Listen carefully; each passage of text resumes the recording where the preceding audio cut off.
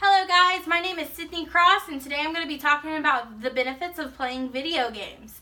I do believe that video games should be encouraged amongst our youth and even adults because it can improve certain skills that we use in everyday life, like attention span, hand-eye coordination, and even our learning skills.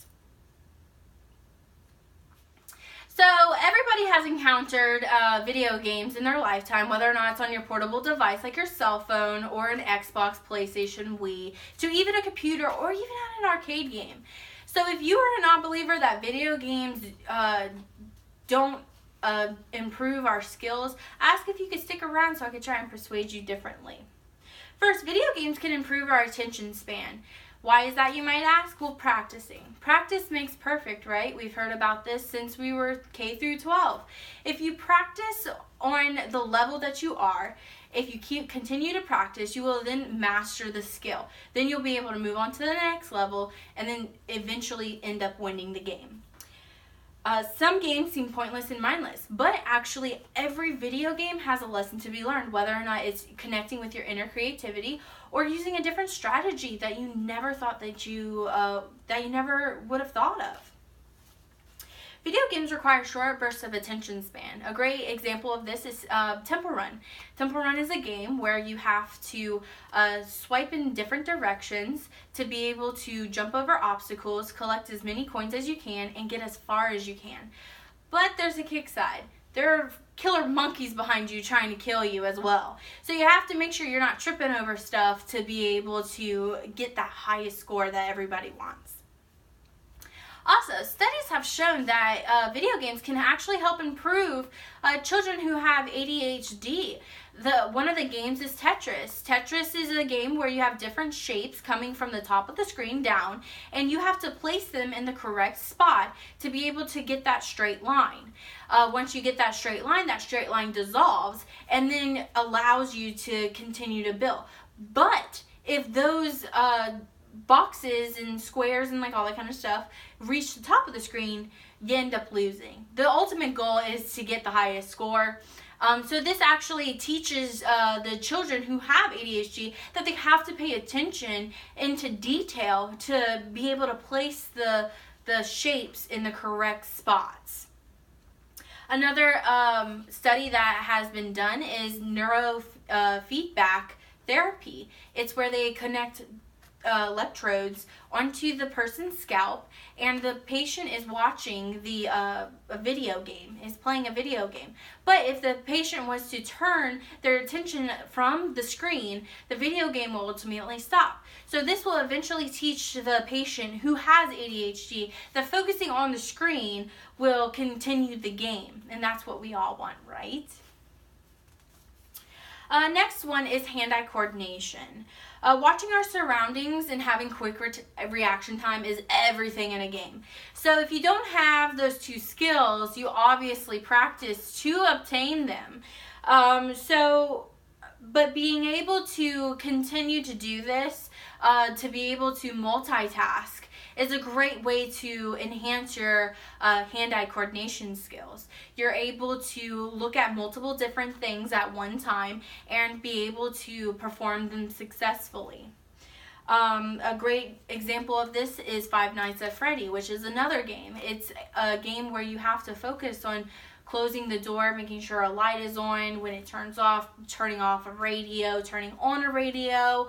You know, it's all this, you have all different sort of obstacles that you have to go through, like pretty much all at the same time. So it's also great for real life situations. Because let's face it, you have to have good hand-eye coordination when you're having a bad morning and your coffee just is about to fall off the counter. If you can catch that in time, you don't have to clean up a mess, right? So video games are not just for the home. Actually, video games have been brought into the work environment. So surgeons have been playing some video games to be able to exercise, to give them a warm-up, to exercise their minds before actually going into surgery. A study has shown that playing video games can actually can actually help our muscles in our brains actually grow, kind of like if you were going to do curls or something like that. But the great thing about it is that where it's building is our left eye. So our left eye, if you're not in the medical field, actually connects with our hand-eye coordination, which is huge. It really is huge, because if we are able to multitask and be able to improve our hand-eye coordination, we are building that muscle in our brain to be able to do more, pretty much. We'll be like an octopus. Let's see. So NASA even offers simulators to their pilots to be able to monitor their brain activity during flight to see, how they're going to be reacting. There are also surgeries where they have a fake patient and they can go and perform a serious surgery on the patient without making any critical mistakes on a real person. So it's a good way to be able to practice. Video games can also help improve our learning skills, from math, geometry, reading, to even exercising. In Los Angeles, the teachers are actually bringing video games into the classrooms. Why is that, you might ask? Well, they say it teaches other skills that a textbook would not teach, like being able to get along with other students, or to be able to use different strategies, challenging the student to be able to connect to their inner self, to work harder, pretty much. Another school that is using is Atlantic City. They're bringing Wii's into the PE classes. Instead of having students sit out because they don't want to participate in a physical sport, they're actually getting like Dance Dance for the PlayStation into the PE rooms to actually have all of the students to be able to get up and move and get their 60 minutes of exercise.